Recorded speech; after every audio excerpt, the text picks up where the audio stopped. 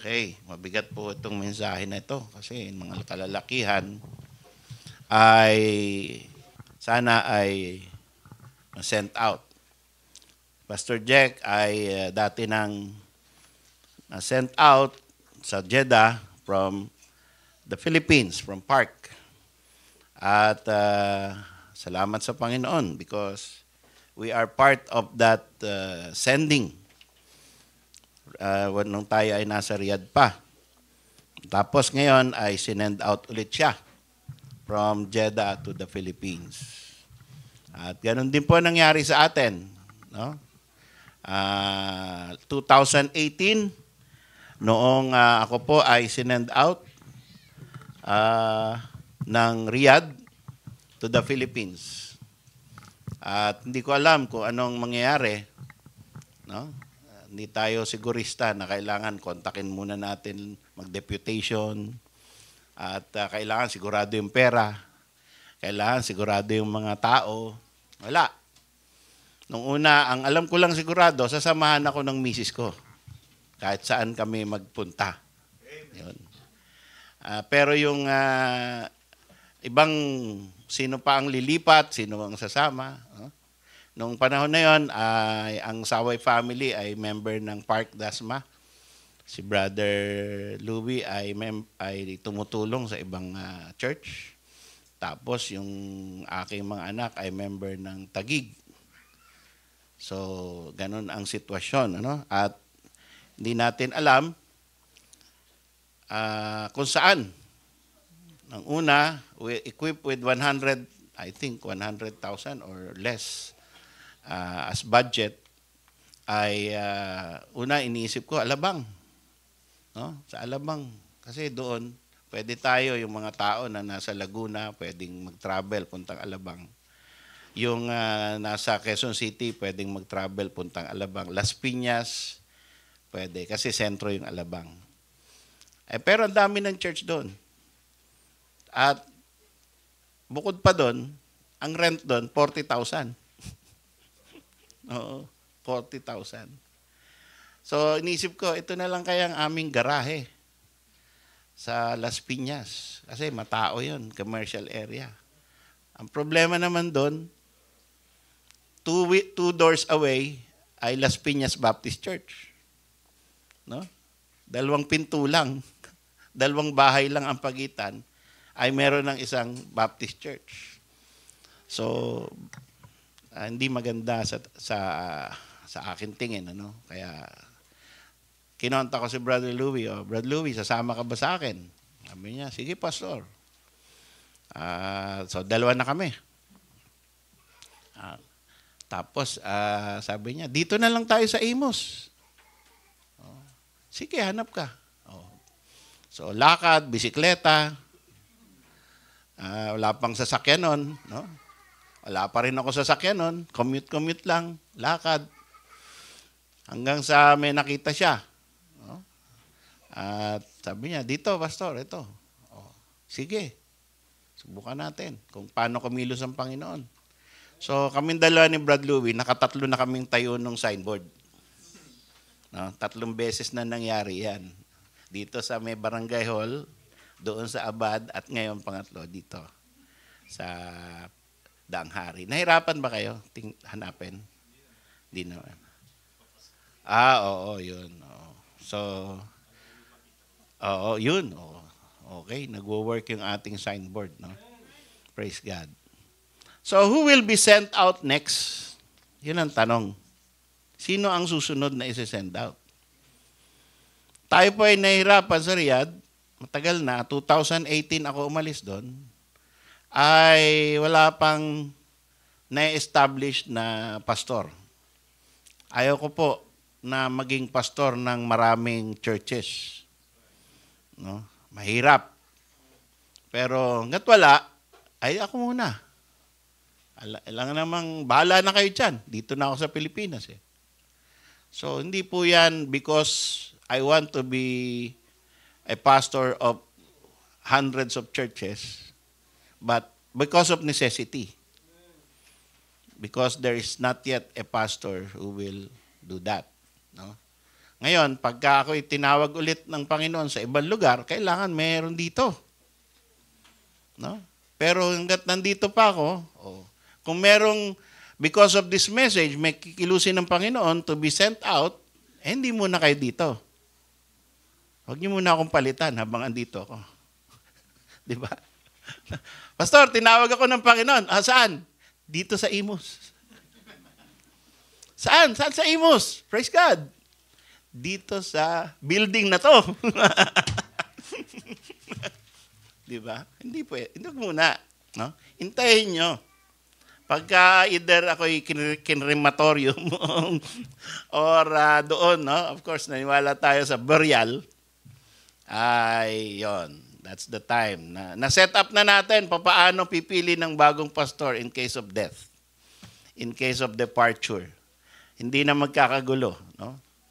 Kakagulo ngayon ay 3 church na malalaki. Nagkakagulo dahil namatay yung pastor. Nag-aagawan sila. May kanya-kanya rekomendasyon. Naghahati. Maalis na lang yung member pag hindi na pick yung kanilang manok. Kanya-kanya silang manok eh. Ayaw namin yan. Hindi yun ang napili. Hanap na lang kaming iba. Hiwalay sila. So magulo. Dito, hindi dapat magkaganon. Ako po ay 64 na. 30 years na lang. Diba? Para maging 94. Nag-member ako ng Immortal ni Enrile. Kaya 30 years pa. Kung the Lord will tarry. No? So, matagal-tagal pa bago magkaroon ng bagong pastor dito. Who will be sent out next? Yun ang tanong ng Isaiah 6:8. In application. We know that Isaiah was given this vision and this calling for the purpose of the nation of Israel. It's not really for the whole world. Na whom will I send to the whole world? No, this is for the nation of Israel. Yan po ang context niyan. Sabi, I heard the voice of the Lord. Narinig mismo ni Isaiah ang boses ng Panginoon. At narinig niya kung ano ang sinabi ng Panginoon. Whom shall I send? Sino ang papadala ko? And who will go for us? Kita niyo yung word na us. Tsaka yung I. No? Nag-i-interchange ang plural at tsaka singular. And that speaks very exactly of the nature of our God, which is a triune. Ang tawag natin, no? Another term for Trinity, for unity is triune. Triune. Unity and Trinity. Kaya ang ating pong Panginoong Diyos ay triune God. 3 in 1. 1 John 5:7. These three are one. Okay? Biblical po yung concept na these three are one. Ngayon, nung narinig yan ni Isaiah, sabi niya, here am I. Send me. Yun ang pinakamahirap sa lahat. No? Lalo na kung maganda yung takbo ng buhay mo as it is. Lalo na kung komportable ka na, maganda na yung takbo ng negosyo mo, maganda na yung lugar mo, settled ka na. No? At pinakamahirap lalo yan kung meron ka pang papaaralin ng anak, no? At meron ka pang binubuhay ng mga kapatid, meron ka pang nanay at tatay na malapit ng hindi na pwedeng magkumita. Burden. No? Ang unahin mo ay yung next of kin. Yung bago ka humayo at siyempre iiwanan mo yan, hindi mahahati na yung ano mo, yung attention mo. Bago yung family ay may gawain, so mahirap yung sabihin, here am I, send me. Lalo na kung hindi mo alam kung yung susuportahan ka ba, gaano kalaki ang support na mabibigay sa iyo. By faith po yan eh. No? Hindi mo alam kung, alam nyo, ang style ngayon, and it is against the scriptures and it's against the doctrine of the local church. Ang style ngayon ng mga missionary, bago sila umalis, bago sila pumalaot, sila ay nag-go into deputation. Tawag ng deputation, every Sunday, pumupunta sila sa iba-ibang church. Pagka naramdaman mo, tinatawag ako ng Panginoon, una, magba-Bible school ka. Papaalipin ka dun sa isang pastor ng established church. Tapos, habang ikaw ay worker dun, linis ka ng linis, utusan ka, no? Titiisin mo lahat ng galit ng pastor na yon, ikaw ang outlet ng kanyang galit, ay nag-aaral ka ng Bible school. Pagka nakagraduate ka, tiniis mo lahat ng pasakit, no, ng kapwa mo Baptist. Susunod naman, iikot ka naman sa churches. Dahil ba, tinatawag ako ng Panginoon sa Mexico, Nicaragua, Honduras, Malaysia, ganyan. So, mag-deputation ka naman para to raise funds. Kailangan ko ng $2,000 monthly, $3,000 monthly. Yun ang target ko. So, hanggat di mo na-achieve yung commitment na yan, di ka aalis sa Pilipinas. Tapos mag-aaral ka ng foreign language. Sipin mo yun, no?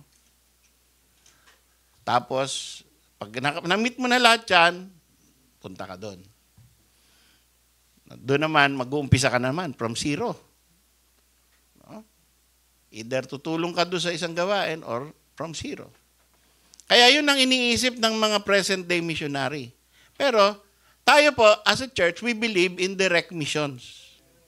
Now, what is direct mission? What's the difference? We don't believe in centralized money of churches contributing to one central mission board or association of Baptist churches or clearinghouse. Tapos, concentrated dyan, merong board dyan, i-accredit ka nyan. I-interviewin ka nyan. Pag pumasa ka, okay ka na, smooth sailing ka na. Dahil tatanggapin ka na lang lahat ng churches at magpapangako na sila ng support sa'yo, mas madali kang makakaalis, mas secured yung buhay mo. Tayo po naniwala na kung isi-send out ka ng BCA, responsibility ka ng church na yun. Full time. Ngayon, kung may tutulong na ibang church para suportahan ka, ipapakiusap ka ng church na yon, tulungan niyo po kami kasi may missionary kami doon.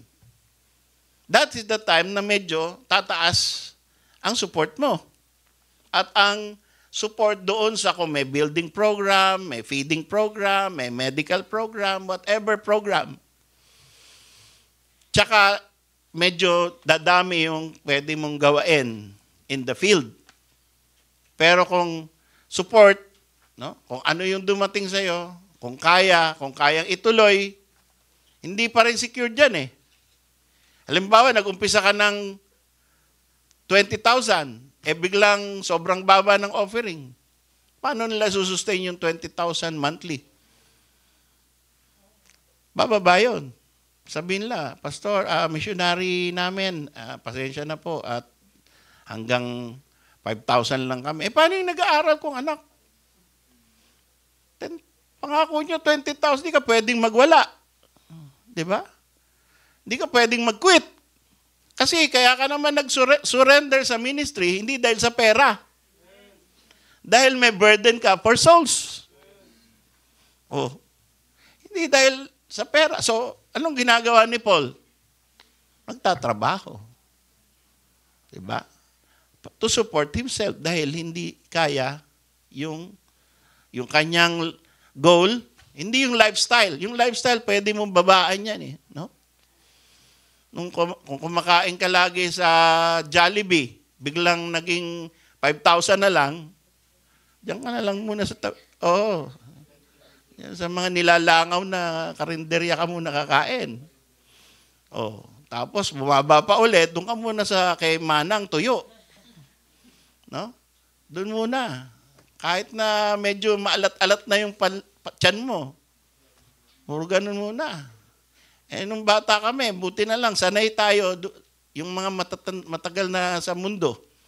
Inabot natin yung gatas kanin at saka sabaw kanin. Diba? Tubig, kanin, asin. Talo-talo na yon. Ngayon kaya may mga kabataan pa bang kakain yan? What? Sabihin ng na anak mo sa'yo. Na? So, yan po, no? Yan ang mga problema nung pag tinatanong natin na who will be sent out next. At bago sabihin ng isang lalaki, here am I, send me, ay pag-iisipan niya lahat yan. Kaya talagang it takes a very deep conviction and work of the Lord in the heart bago mangyari yan. At, syempre, unang-una dyan, bago ka susuko, titingnan mo muna yung sarili mo, qualified ka ba? Diba? Nakalagay naman dun yung qualifications of a deacon and a minister of the gospel. At nung pinagsama-sama ko yan, almost 30 qualifications. Hindi ka palaaway, hindi ka lasinggero, hindi ka babaero, no? At magaling ka magturo, marunong ka magturo. Hindi yung puro soul winning lang at saka tithing ang alam mong ituro. No? Pagka gusto mong dynamic, ang tuturo mo yung mga maikling damit ng mga babae, tsaka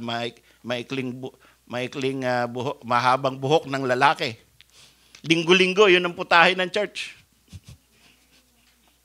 Madali yun eh. So who will be sent out next? Sino ang susunod na magsasabing, here am I, send me? There are already a lot of pastors in the Philippines. Napakadami.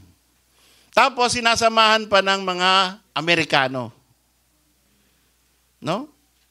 Nagmi-missionary pa ang Amerikano rito, samantalang kaya na ng Pilipino. Ba't hindi sila mag-missionary doon sa mga bansang wala talaga? No? Hindi na nila pwede sabihin na hindi nyo pa alam ang gospel talaga eh. Hindi, alam na namin. Nagse-send out na nga kami sa ibang bansa eh. So, turuan nyo na lang kami, padala kayo ng libro, di ba? Magbigay kayo ng special lessons tungkol sa bibliology, tungkol sa mga cults. Bigyan nyo kami yan. Pero wag na kayong magpastor dito. Tuwing may makakausap ako Amerikano, yun ang sinasabi ko. It's not good to be pastor of American. Tapos mag-aaral ka ng Tagalog.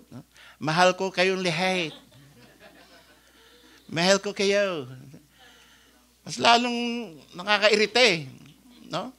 Marunong kami mag-English. You don't need to teach us how to speak English. We can speak straight English. We understand it. Hey, Joe? Naalala ko sa Riyadh noon eh. Tuwing may bisita kaming Amerikano, I have to preach in English. So those Tagalog-speaking OFWs will say, oh, may Amerikano na naman. English na naman ang preaching ni Pastor. Yan. So, Taglish ngayon ay dual. There's no lack of pastors in the Philippines, but there is a lack of pastors who are sovereign gracers. Yun ang kulang. Ang daming Armenian. No? Ang daming, isa pa, Merong sovereign grace pero ayaw nilang i-reveal. Ayaw nilang magladlad. Takot sila. No? Dahil baka magulo yung church. Baka ma-identify sila na Calvinist. Ay mababawasan ng kaibigan nila. Takot.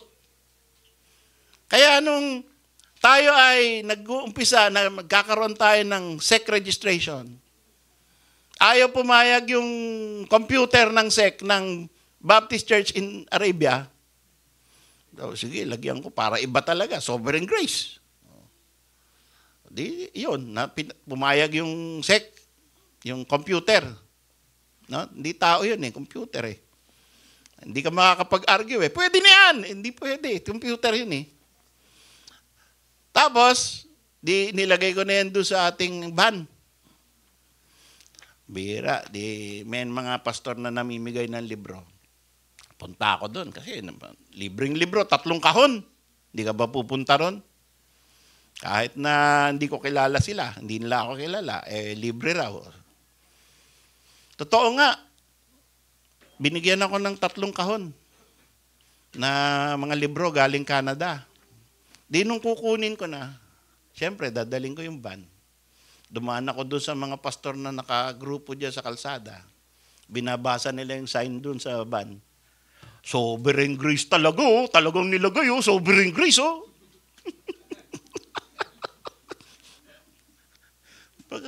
Nasya-shock sila, bakit masyado tayong bold na yung pangalang sovereign grace nilalagay natin. Dahil alam na nila yun tulip yun Alam na nila yun na 5 solas yun Alam na nila yun na hindi yun free will, whosoever will. Identified. Masyadong bold, masyadong matapang. No? Kumbaga sa kape,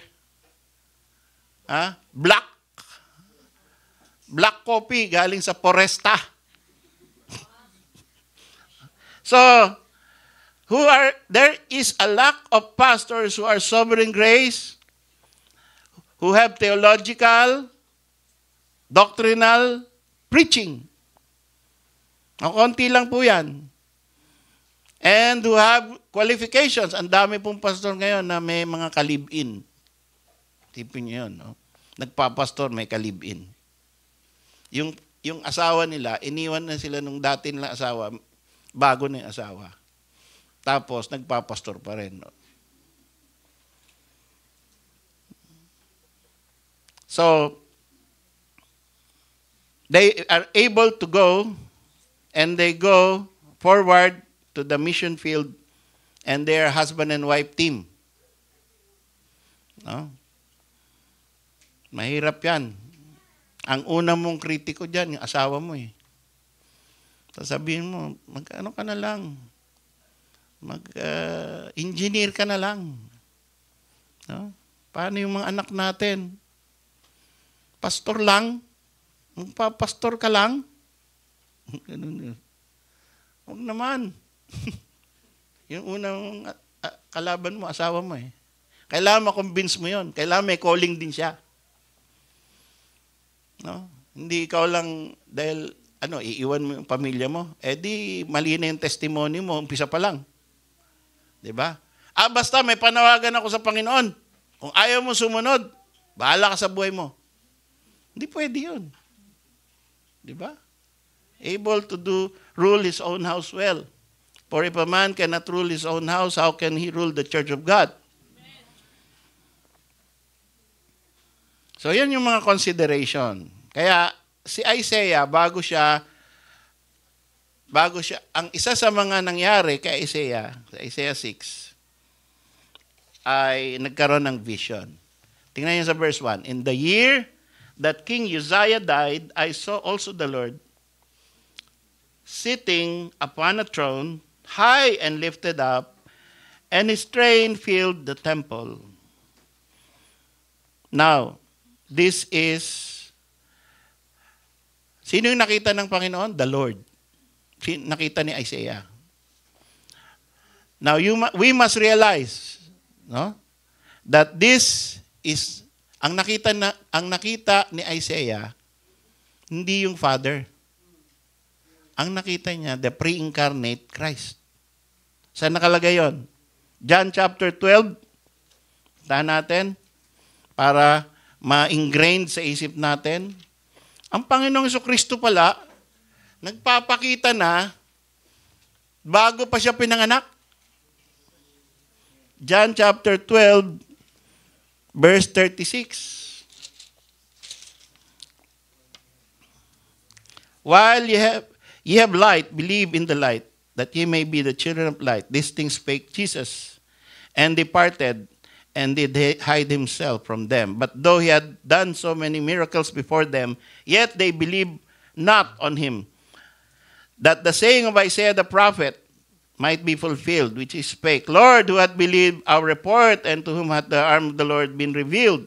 Therefore they could not believe, because that Isaiah said again, He hath blinded their eyes, and hardened their heart, and they should not see with their eyes, nor understand with their heart, and be converted, and I should heal them. These things said Isaiah when he saw his glory. Kaninong glory ang nakita ni Isaiah? Jesus Christ. Malinaw po yun doon. Pag binasa mo, paulit-ulit mong basahin kung di mo makuha. But it is clear that bago pinanganak ang Panginoong Jesucristo, siya ay nagpapakita na sa mga propeta. At ang pagpapakita niya ay glorious. Sipin mo yun? In the year that King Uzziah died, I saw also the Lord, high and lifted up upon a throne, and his train filled this temple. Above it stood the seraphims, and one had 6 wings. With 2 he covered his face, and with 2 he covered the feet, and with 2 he did fly. And one cried unto another and said, Holy, holy, holy is the Lord of hosts. The whole earth is full of his glory. Sipin niyo yun. Kung gaano ang form ng Panginoon when he was in the form of God. There were seraphims giving glory to him. Yan po ang ating Panginoong Hesus before he was born. So, that is the vision of Isaiah.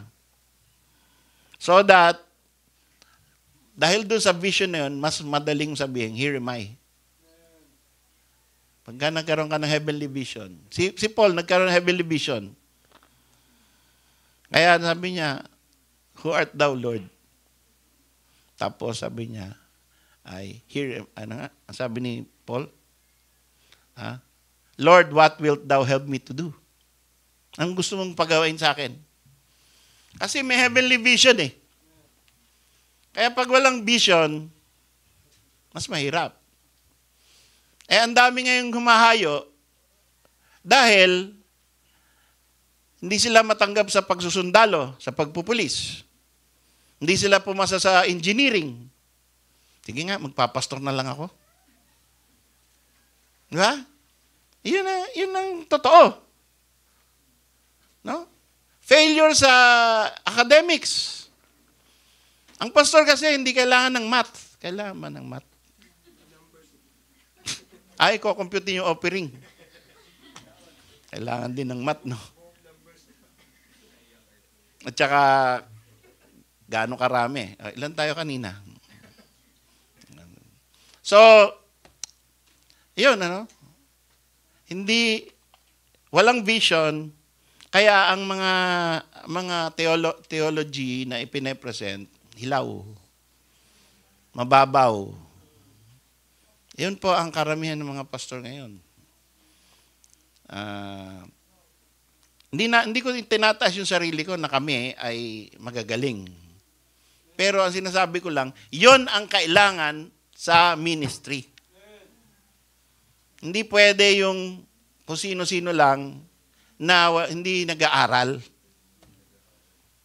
Kailangan ang mga magpapastor mag-aaral. Lover of books. Hindi lang lover of books. Reader of books. At hindi lang reader of books. Doer of what is written. Teacher of what he has read. Dami mo nga libro, di mo naman binabasa. Basa ka nga ng basa, di mo naman naintindihan. Naintindihan mo nga, di mo naman ginagawa. Di mo naman tinuturo. Useless. Ang dami ngayon may articles of faith pero kontra yung pinipreach niya sa pulpit. Doon sa articles of faith ng kanyang church. Oh. So, what kind of church or teacher is that?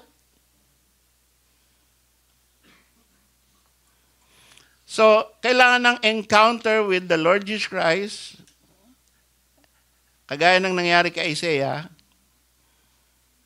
Kaya ang tanong natin ngayon sa ating sarili, sa mga men lalo na, have you heard the Lord? Have you heard His will for you? Siguro, kaya yung iba ay hindi pa serious sa gawain, sa ministry, hindi pa talaga iniisip ano bang gustong pagawa ng Panginoon sa akin. Dahil iniisip natin ay itong church ay something you go to during Sundays. No? Something to ease your conscience. No? Something the tradition. Hindi talaga divine work. Oras na napasok sa isip natin, ito ay gawain ng Panginoong Diyos.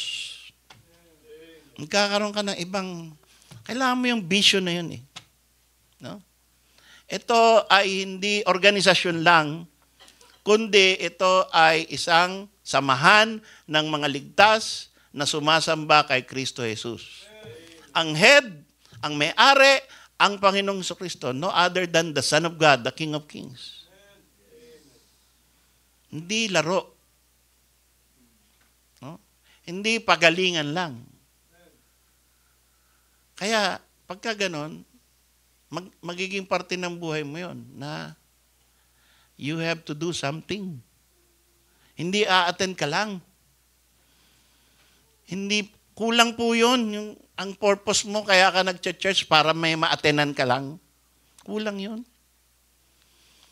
Para may makantahan ka lang. Para meron ka lang magamit ka lang. Kulang yun. Your whole body and soul must be an instrument of God to this world. What is His will for you?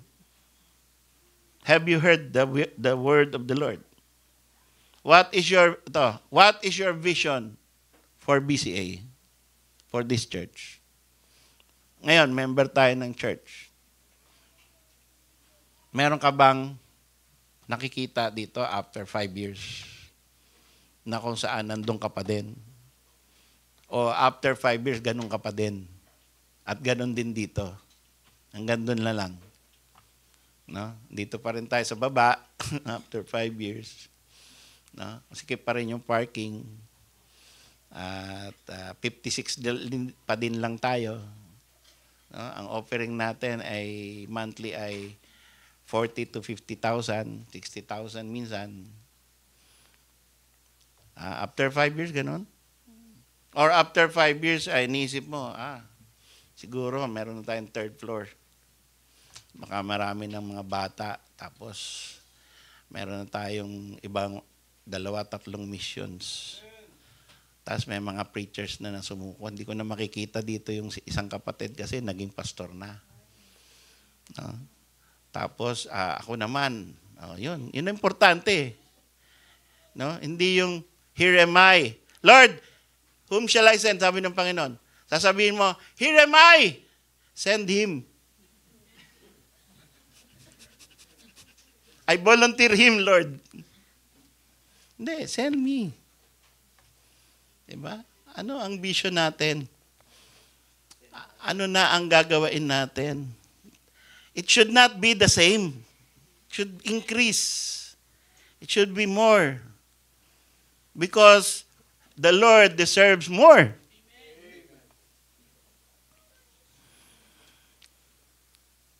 Ano ang vision natin for Philippines, church? No? And of course, sabi ng Panginoon go into all the world. So, hindi lang Philippines. Pero mag-umpisa tayo sa Philippines. Huwag muna tayo sa world. No? Worldwide evangelism agad Wala pa nga tayo Okay lang yun. Abutin tayo ng Panginoon, nagsisikap tayo to go into all the world, pero starting with our Jerusalem in all Judea and Samaria, bago yung uttermost parts of the earth. That's okay. Ngayon, tumagal tayo ng matagal pa, dapat meron laging increase. Hindi yung ipon lang ng ipon ng pera dito. Di ba? Dumating ang sacrificial offering, 5 million. Sige, ipunin lang natin yan.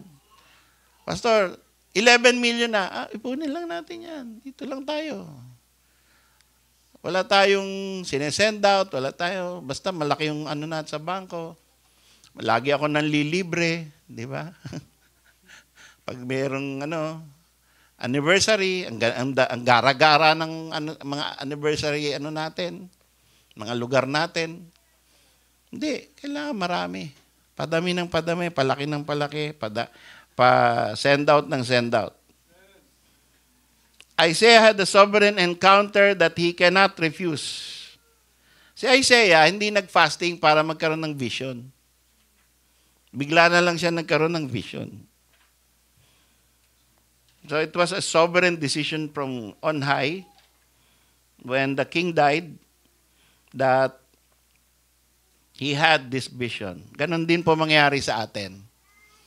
Bigla na lang tayong magugulat. Hindi natin. Ganon po nangyari sa amin Sa akin. Nag-join lang ako kila Brother June. Kila Brother Rael. Not to be a pastor. Not to be a leader. Not to be a missionary. Nag-join lang ako. Para lang may maatenan. Yun lang ang electrician ako sa Saudi. So, kailangan may naatenan ako kasi baptist ako. Not knowing na may plano ang Panginoong Diyos for our lives. And so, when I joined them, sabi niya, marunong ka ba magturo? Sabi ko, subukan niyo po. Silang senior sa akin Mas matanda sa gawain. Di, subukan po natin. Tapos, medyo okay, pwede pala. Sige, turo ka, ikot. Si Brother June nag-schedule nun, sino magpipreach. Sige, ikaw naman. Hanggang sa na-join na si Pastor Jack, si Brother Jack. Yan. At sabi, andun na kami. Nung andun na, sabi, gawa tayo ng kailangan maging church tayo, maging mission tayo na may authority. Payag sila. Sige, hanap tayo. So, kanya-kanya tayong hanap. Di hanap sila. Binata pa si Pastor Jack noon. Hanap. Tapos, sige, ito, hanap ako, park. Payag sila sa doctrine. Organized kami. Ikaw ang pastor. Sabi ko, ako ang pastor. Tatlo tayo. Baka sabihin nyo, punta ako dito para take over kayo. Tatlo tayo. So, dumating talaga ang panawagan ng Panginoon na sabi ko, ito na siguro yon na ang Panginoon ay He gave me all this training, all these things that I know how to preach. And so, ito yung kalooban ng mission. Kaya nagpa-ordain na kami. Nauna pa si Pastor Jack ma-ordain. Bago ako naman. Tapos na-organize na kami. So that's the story. And that's the vision. That we did not seek it, but it came. Walang agenda, mga kapatid.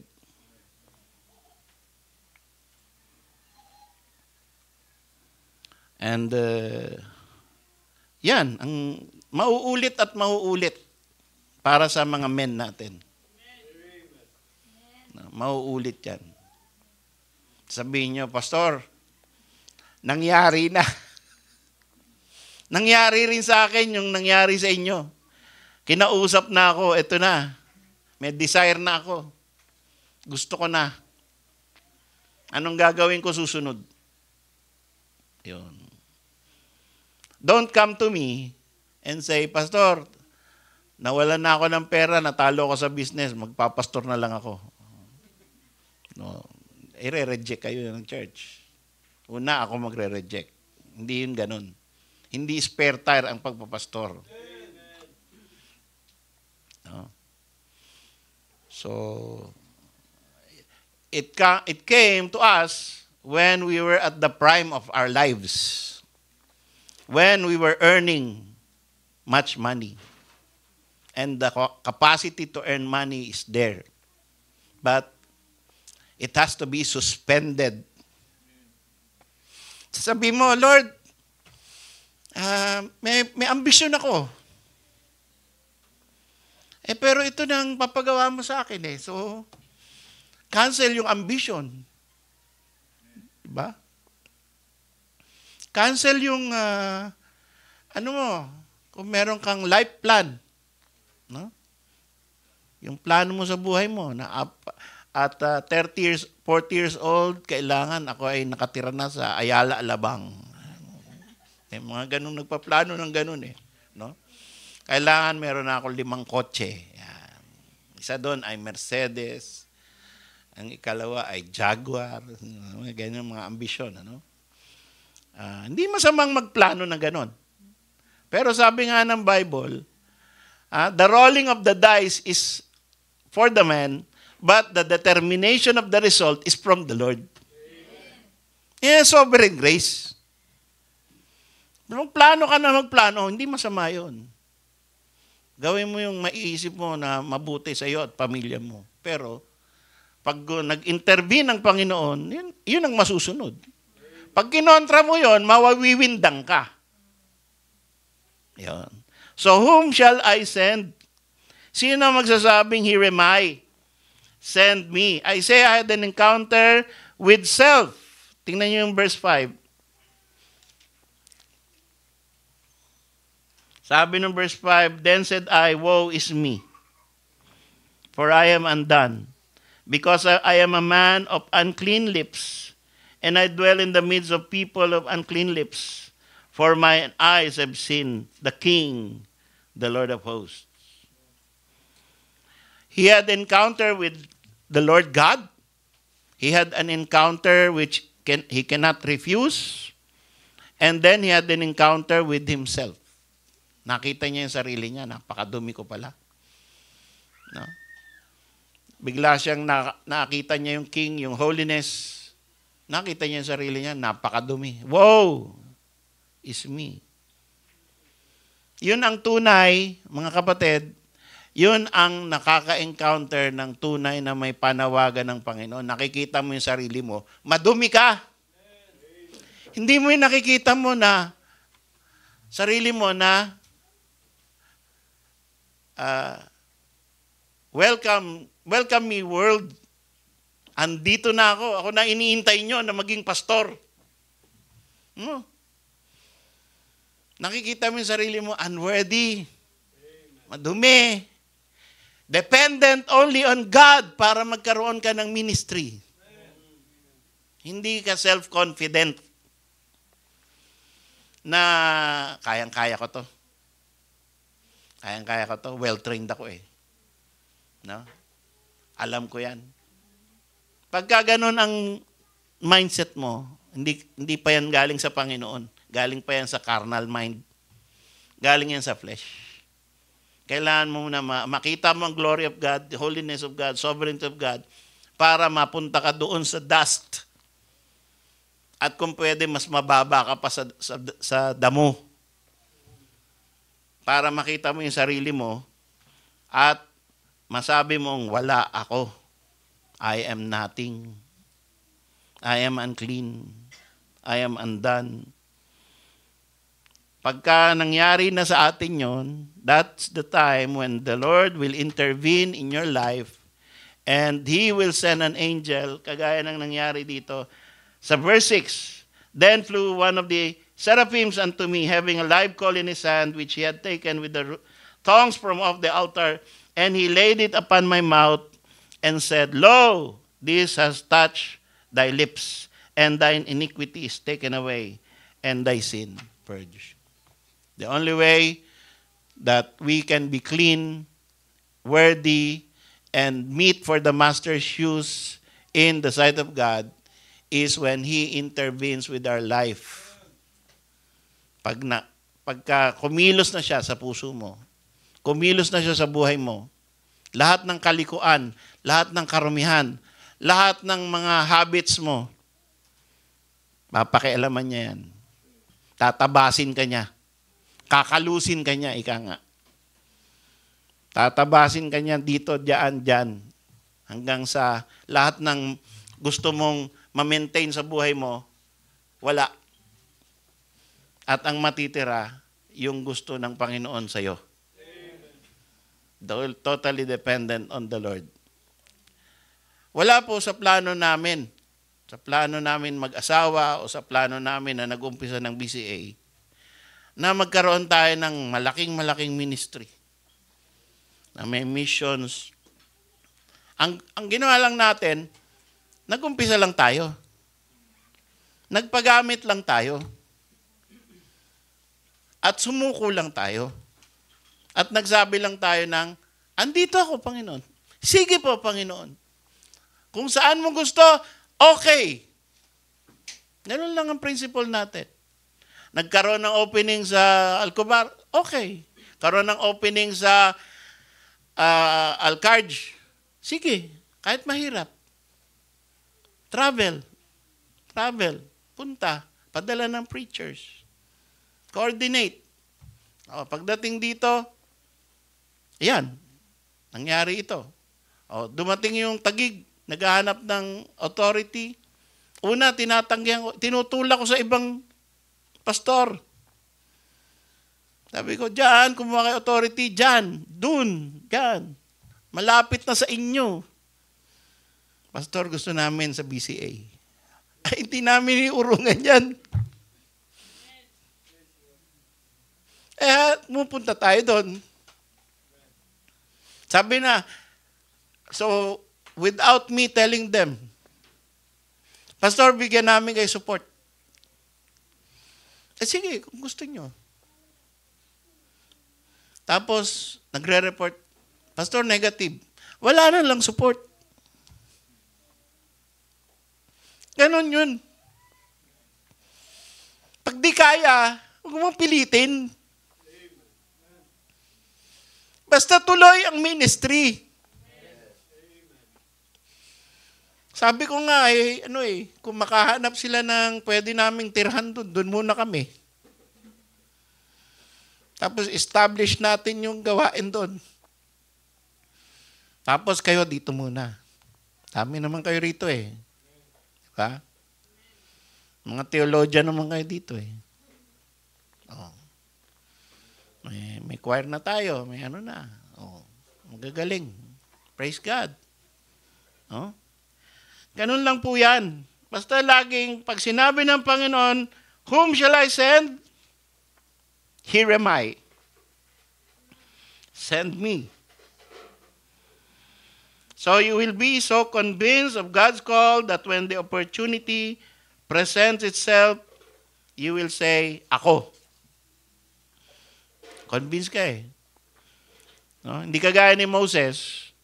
Of course, natural sa mga tao na unang muna tatanggi.